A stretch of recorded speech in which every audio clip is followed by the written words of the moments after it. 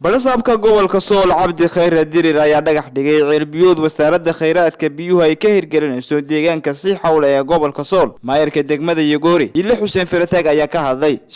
mudane gudoomiye halkan waa si xawle waxa laga qodayaa ceel baa lagu qodayaa degmada Yogoori iyadoo ceelkii hore ee laga qoday uu biyo yareeyay oo magaalada ay si fiican u biyo gashan tahay taangina uu dhexda yahay biyo gelinta iyo taangiga waxa dhisay oo sameeyay hay'adda SRO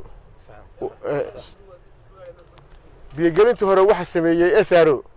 oo ay maalgelinaysay UNICEF marka ceelkii wuu biyo yareeyay marka waxa la qaatay in ceel labaad oo biyo leh loo qodo halkanina waxay noqotay meesha ugu biyaha badan ee laga helay biyaha marka maanta waxaan kugu soo dhaweynayaa inaad noo daahfurtid qoditaanka ceelka iyo wixii kale hadal faahfaahin ah waxaan ku soo dhaweynayaa balasaabka gobolka Sool hay'adda qodaysaana mudane gudoomiye waa sahan diriiligi company sidoo kale balasaabka gobolka Sool Cabdi Khayr Dirir iyo mas'uuliyiin kale ayaa ka hadlay sida gudoomiyaha ee degmada Yogoori sheegay ama mas'uulkii u hadlayay shirkadda sahan diriiligi company oo aad aragtaan qalabkeedii shaqada halkan joogo goobtaan ku sugannahay waa degmada Yogoori gaar ahaan togo si xawle halkan si xawle waa meelaha gobolkayaga ama mataqaana gobolka Sool biyaha ugu jilicsan ama biyaha ugu fudud hadiya jeer laga sahmiyay ee lagu og yahay iyadoo ay la horna ka qodnaayeen ceelka saakalka laga qodayo bismillaah kar ilaahay aanu ka barino ilaahay noo barakeeyo shaqaalaha iyo qalabkana waxba yeelin waxa iska kaashanay wasaaradda kheyraadka biyaha iyo hay'adda UNICEF ayaa maalgelinaya waxaana gacanta ku haya oo hawsha waajibaadkeeda qaatay sahan diriiligi company oo ah shirkad caan ah oo laga leeyahay deegaankan kana shaqeysa gobolada dalka oo dhan sida gudoomiyaha Yogoori sheegay ceelkii hore ee degmada Yogoori u qodnaa waxa ku dhacay wax la yiraahdo mataqaana biyo yarooti wuxuuna noqday inaan biyo ku filan aan looga helin degmada Yogoori saas la alajigeedu waxay ka fursan weydin ceel labaad la helo si dadka biyo loo siiyo saad la socotaan xukuumadda ama siyaasadda xukuumadda Jamhuuriyadda Soomaaliland ee hogaamiye Axmed Maxamed Siilaanyo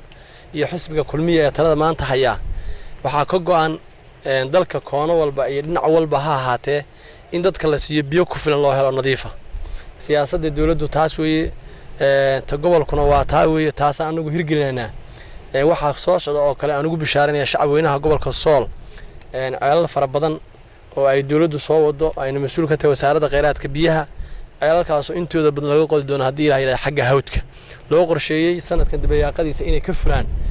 meelaha oomanaha ah ee xagga hawdka ah iyadoo ceelal badan oo xagga nugaasha ku yaalan loo sameyn doono diiwa habeyn ama mataqaana ay sheeg dayactir lagu sameyn doono wuxuu u baahan mar labaad iyo mar saddexaad ba waxaanu leenahay cid kasta oo ka soo shaqeysay ilaahay miisaanka aakhiraha ugu daro waxaan halkan mahad gaar uga jeedinayaa wasiirka kheyraadka biyaha iyo hay'adda UNICEF iyaguna had iyo jeer mar walba ku hawlan inay dalka ka hirgeliyaan mataqaana ama ka qabtaan biyo yaroodiga iyagoo fulinaya siyaasadda xukuumadda Axmed Maxamed Siilaanyo iyo xisbiga talada dalka haya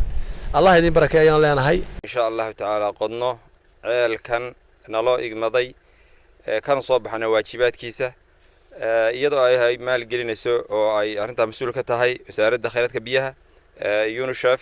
iyadana ay la mid tahay insha Allah sidaasaanu doonana inaanu ku qodno kuna ilaahay nooga barino in ilaahay dhulka hoostiisa aanu qodano oo biyo kheyr qaba oo wanaagsan oo dadka anfaca oo dadka ka shaqeynaya aan waxba yeelin oo qalabka ka shaqeynaya waxba yeelin aanu ka bariyano sidaan uga baranayna insha Allah ta'ala ilaahay waa noo hirgelin doona insha Allah Mawlud Ali Star TV Laascaanood